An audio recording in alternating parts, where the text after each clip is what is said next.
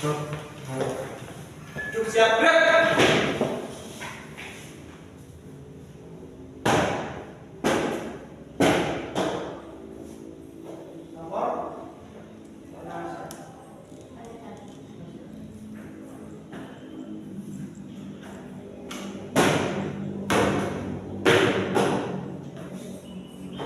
Cuk siap gerak.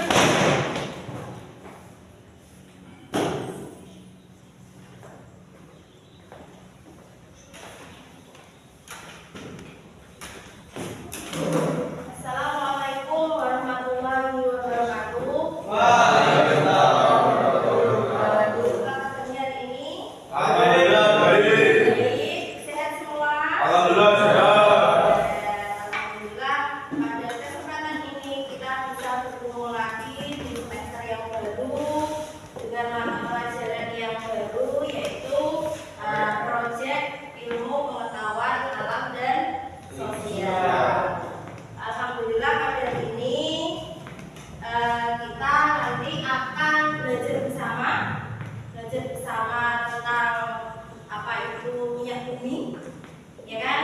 Terus nanti kita akan melihat video juga, kita akan bermain game, kita akan banyak sekali kita akan eksplorasi tentang minyak bumi. Seperti itu ya.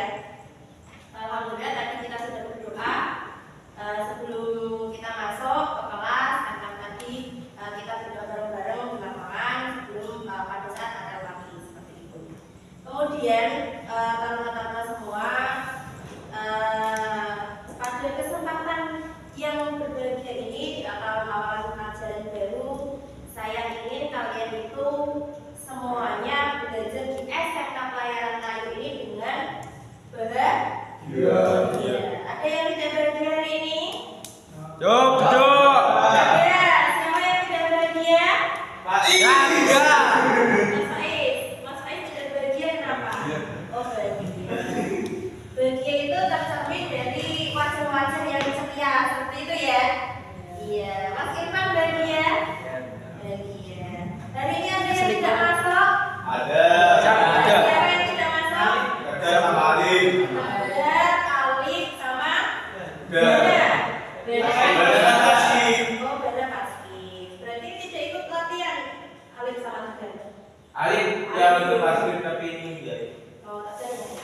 Oke. Alhamdulillah ya tadi kita sudah ada di sini dengan rona-rona kebahagiaan untuk menyongsong masa depan yang baru. Seperti itu.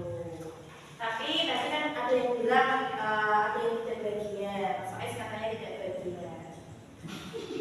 Kenapa Mas Faiz tidak bahagia? Tadi enggak sibuk katanya. Oh, sakit hati. Tidak apa-apa. Apapun keadaannya, kita harus mulai awal semester ini dengan bahagia. Iya. Supaya nanti kita juga akhirnya atau endingnya juga bahagia. Iya. Seperti itu. Terus kemudian nanti kan guru kita akan mempelajari kalian tentang hidrokarbon dan minyak Bumi. yang ada di materi pembelajaran IPA. Gitu. Ada yang sudah tahu hidrokarbon dan minyak bumi? Belum. Kalian tadi berangkat sekolah pakai apa? Mantap. Beli bensin? Sama. Ya. Ada yang beli bensin? Ya. Isi bensinnya di mana? Ini sampah. Di eceran atau di pertalite? Pertalite atau pertama? Solar. Jadi dia pakai Pajero atau pakai apa? Macam-macam ya. Tadi ada yang solar, kemudian ada yang berpertalite, ada yang berpertamax juga seperti itu. Jadi memang benar bermacam-macam bahan bakar itu sebenarnya satu yaitu minyak Bumi. bumi. Nah, nanti kita akan lihat. Terus silakan dikeluarkan handphonenya masing-masing. Handphonenya dikeluarkan. Ya. Di grup sudah saya kirim video Google Form untuk pretest. Silakan dibuka grupnya masing-masing. Nah, silakan dibuka grupnya. Kita akan pretest terlebih dahulu sebelum mengawali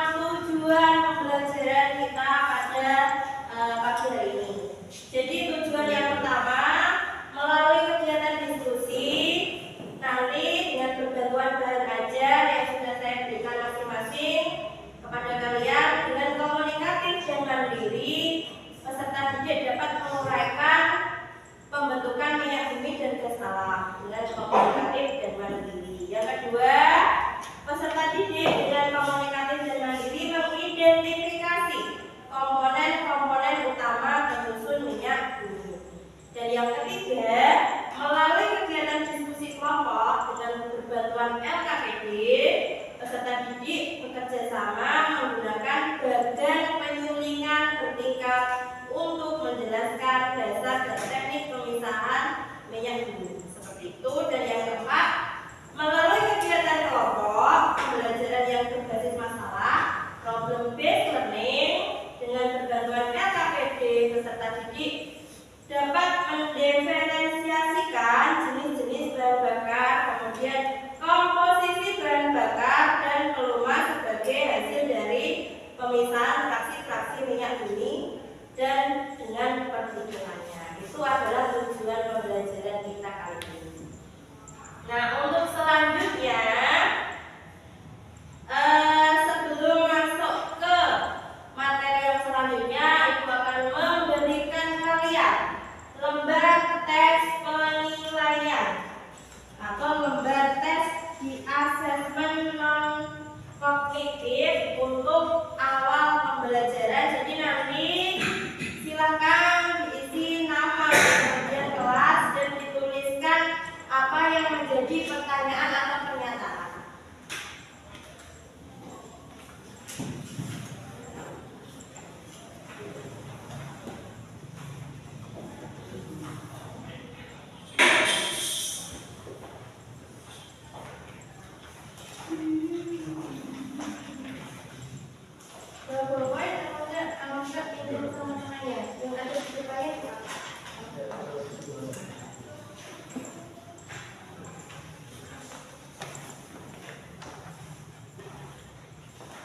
Sudah? Ya, silakan dapat dibaca. Itu adalah asesmen non kognitif atau asesmen diagnostik non kognitif.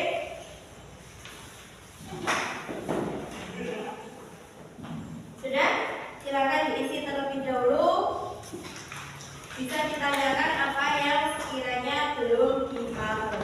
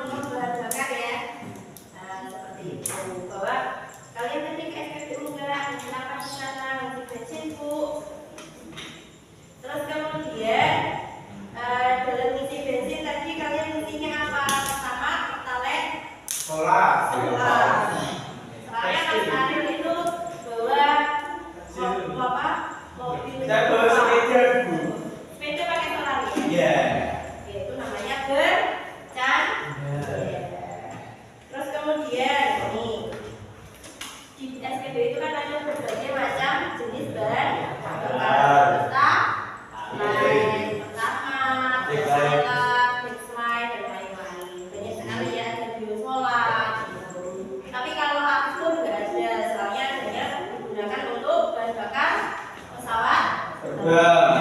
Oke, betul sekali. Nah, selanjutnya silakan nanti kalian saya bagi menjadi berapa kelompok?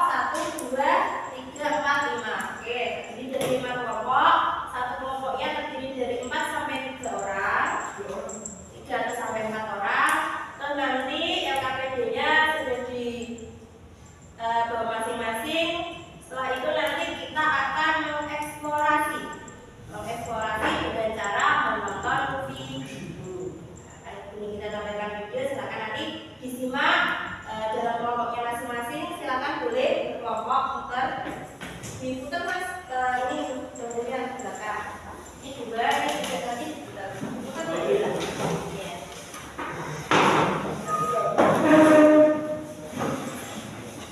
Mas Randa masuk ke kelompok.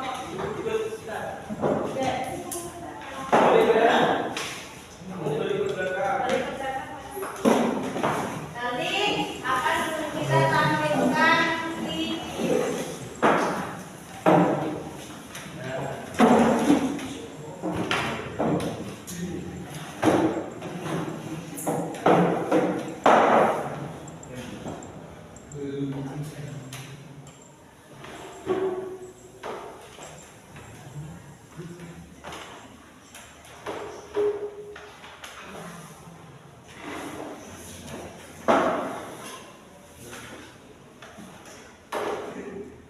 Tunggu ya.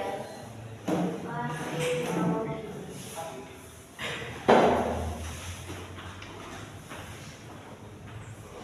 Sambil ini kita jelaskan cara kerjanya. Nanti kalau misalkan ada pertanyaan yang ada di LKPD, silakan dikerjakan.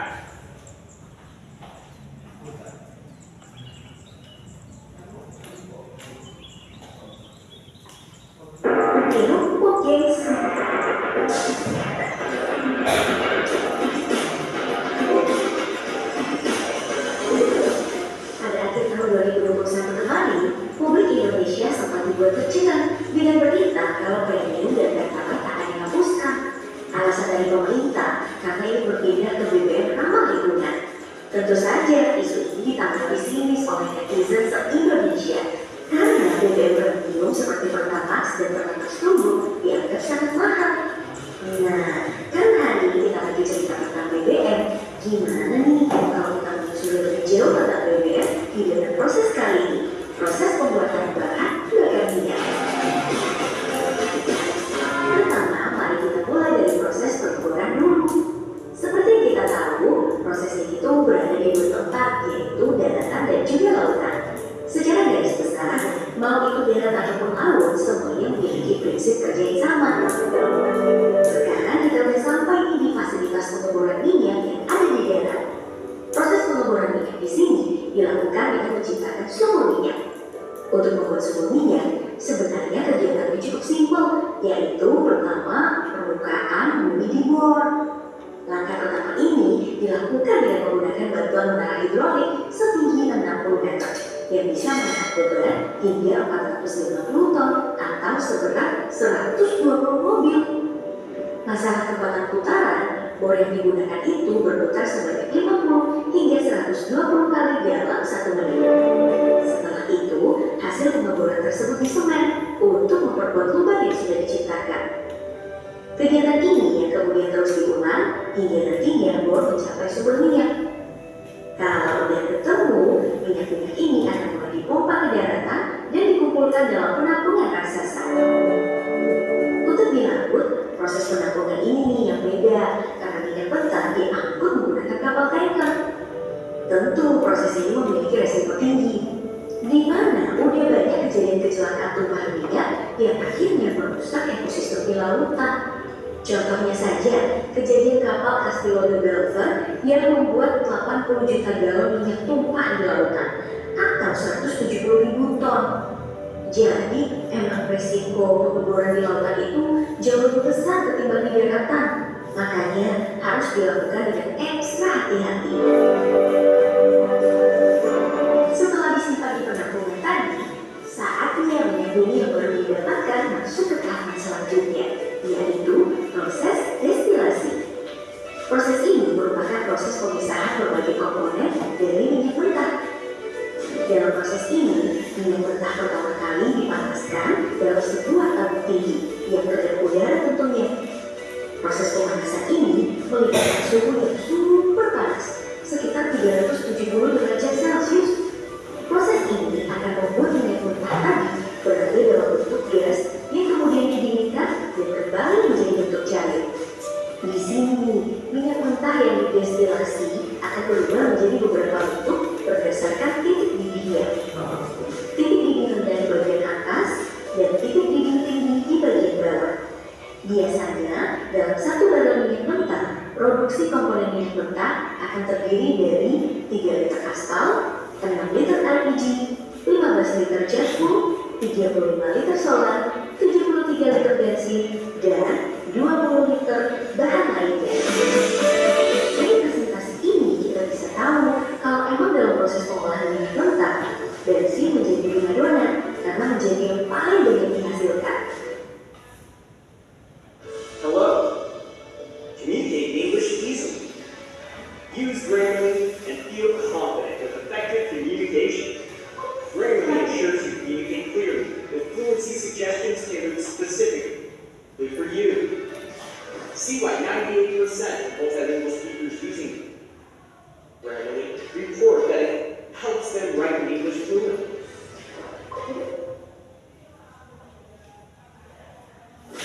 Oh iya, satu barel itu yang organik setara dengan 159 liter. Selanjutnya, minyak yang sudah terbagi menjadi beberapa produk akan dipisahkan dalam kontainer-kontainer besar untuk proses selanjutnya. Di tiap kontainer ini, minyak yang diproduksi akan mengalami proses cracking. Secara ilmiah, proses ini diperuntukkan untuk memutus rantai karbon yang menyusun minyak menggunakan katalis agar komponen minyak menjadi lebih ringan. Secara sederhana, proses ini seperti memotong sebuah papan panjang menjadi papan-papan pendek supaya lebih mudah untuk digunakan. Jadi gimana? Simple kan? Selanjutnya kita masuk nih di kontainer minyak produksi lainnya, yaitu kontainer untuk nafta. Secara penampakan, nafta ini emang hampir mirip sama bensin. Namun kalau ditelusuri lebih dalam, ternyata rantai hidrokarbon yang membentuk nafta itu lebih rumit ketimbang rantai hidrokarbon bensin yang lurus. Nah, karena struktur inilah nafta masuk ke dalam proses selanjutnya, yaitu proses reforming, yaitu pembentukan ulang. Dengan melibatkan beberapa aspek seperti zat katalis, suhu, dan juga tekanan. Struktur nafta yang rumit tadi dibentuk ulang menjadi lebih sederhana. Dengan adanya perubahan ini, nafta yang tadinya tidak bisa digunakan layaknya bensin sudah bisa digunakan. Setelah kedua tahapan tadi, kita masuk nih ke tahapan selanjutnya, yaitu proses polimerisasi atau juga dikenal dengan proses penggabungan. Dalam proses ini, bahan mentah yang didapatkan dari proses sebelumnya akan dicampurkan dengan bahan lain untuk mencapai standar yang telah ditentukan oleh perusahaan. Contohnya adalah bensin. Dalam proses ini, bensin akan dicampurkan dengan bahan lain seperti asam kuat untuk mendapatkan kadar oktan yang ditentukan. Di sini, bensin berubah menjadi berbagai macam, seperti premium, pertalite, pertamax, atau pertamax turbo berdasarkan angka oktannya masing-masing. Premium dengan 88, pertalite dengan 90, pertamax 92 dan pertamax turbo dengan angka oktan 95. Angka oktan yang berbeda ini yang membuat adanya perbedaan harga. Makin besar dia adalah makin mahal. Jika proses penggabungan tadi tidak selesai, maka semua minyak yang dihasilkan akan masuk ke kontainer berikutnya. Di penampungan ini, minyak akan melalui proses treating yang dilakukan untuk mendapatkan minyak yang lebih bersih dan lebih bermutu. Hal ini dilakukan supaya semua minyak yang dihasilkan bisa lebih ramah terhadap manusia dan juga untuk lingkungan. Dalam proses ini, biasanya perusahaan minyak akan melakukan beberapa tahapan pembersihan dengan istilah yang sangat rumit. Contohnya, copper sweating untuk menghilangkan bau tidak segar, solvent waxing untuk menghilangkan parafin, acid treatment untuk menghilangkan lumpur, dan yang terakhir, desulfurizing untuk menghilangkan kandungan sulfur yang ada di dalam minyak. Jika proses pembersihan itu sudah selesai, maka minyak yang dihasilkan siap untuk diangkut lalu didistribusikan ke tempat penyaluran BBM seperti pom bensin yang ada di dekat kamu. Oke, itu tadi dia dari proses kali ini. Menurut kamu mana yang bagian paling satisfying dari yang semua kita bahas? Sebutkan jawaban kamu di kolom komentar dan sampai jumpa di video berikutnya.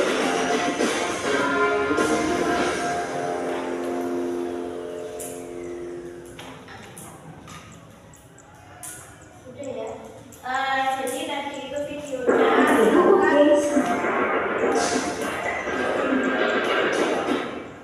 Jadi tadi itu videonya, silakan kembali ke kelompoknya, dikerjakan KKP-nya, didiskusikan bersama dengan rekan-rekannya, dan ingat dalam diskusi harus saling menghargai pendapat teman, karena itu adalah keyakinan kelas yang sudah pernah kita buat, yaitu saling menghargai. Silakan didiskusikan.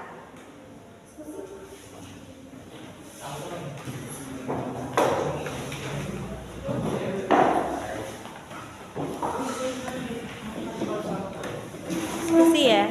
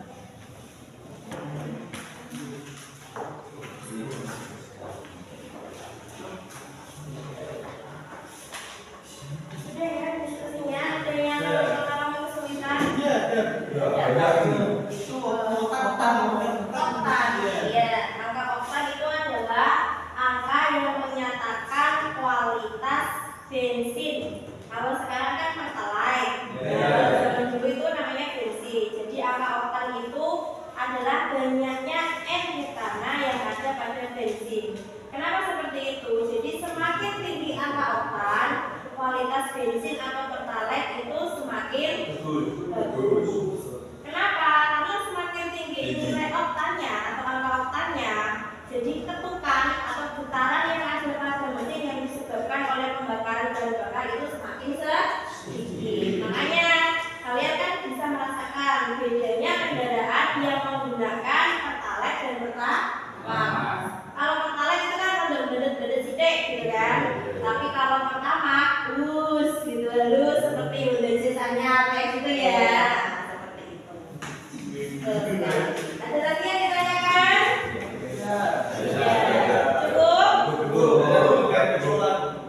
Solar, kenapa solar? Tadi yang dibahas bensin. Kalau solar itu untuk bahan bakar apa? Diesel. Betul sekali. Iya, artinya diesel itu bukan diesel yang untuk dengan air, itu bukan ya. Diesel itu adalah mesinnya model diesel. Seperti itu. Tapi diesel ada yang menggunakan pertalite, bukan yang menggunakan bensin? Ada. Betul sekali. Jadi semakin tinggi angka oktan, maka kualitas bensin itu semakin tinggi. Seperti itu.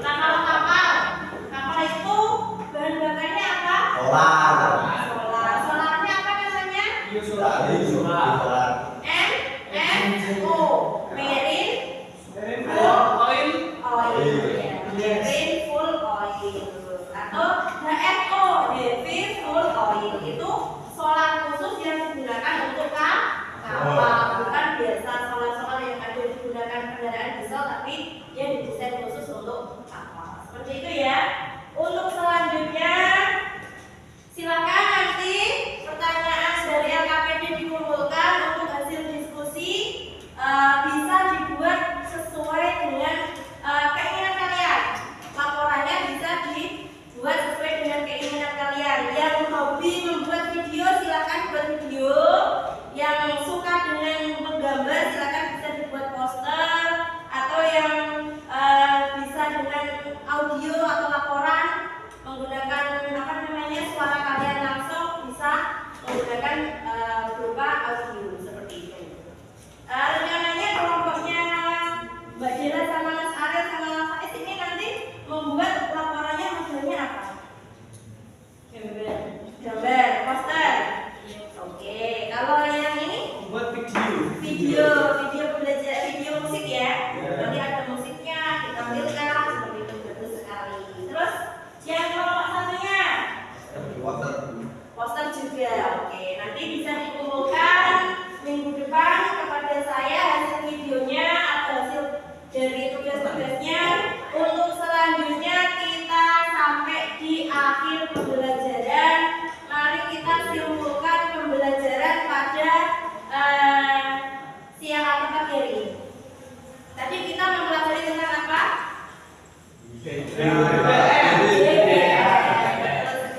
Prosesnya menggunakan proses apa? Destilasi dingin atau destilasi bersih. Kemudian bagaimana prosesnya ketika sumber daya alam yang ada di tengah laut itu menuju ke darat diangkut dengan apa? Kapal. Siapa di antara kalian yang nanti cita-citanya di kapal tanker? Saya. Banyak sekali ya, karena luar biasa. Untuk minggu depan kita akan lihat bagaimana jenis-jenis kapal tanker yang nantinya kalian supaya menjadi motivasi untuk suatu saat ahli nautika ini bekerja di kapal tanker. Seperti itu. Ada yang ditanyakan sampai sini? Tidak ada, cukup?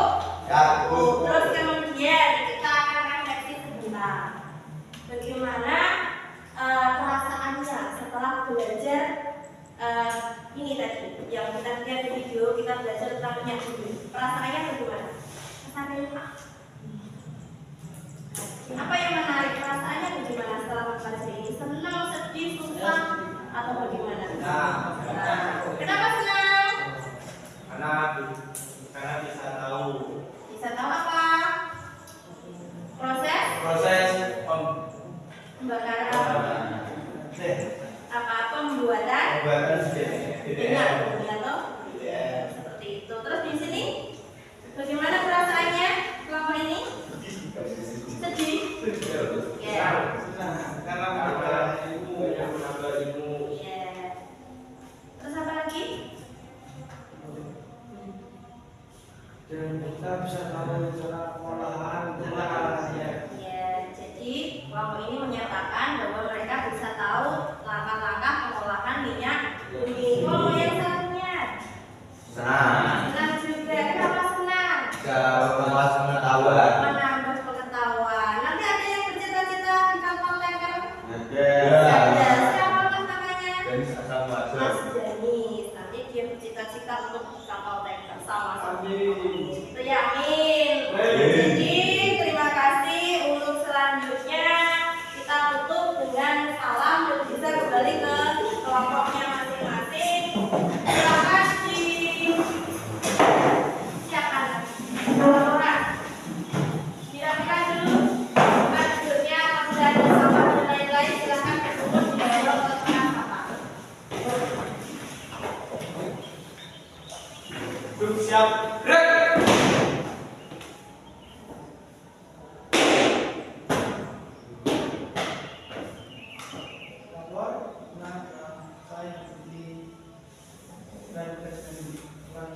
Balik ke tempat.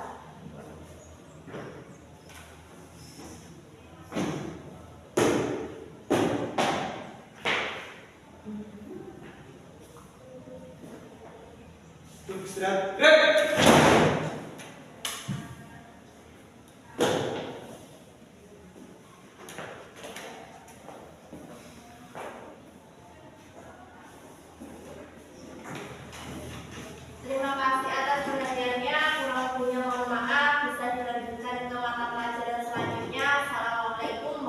warahmatullahi wabarakatuh.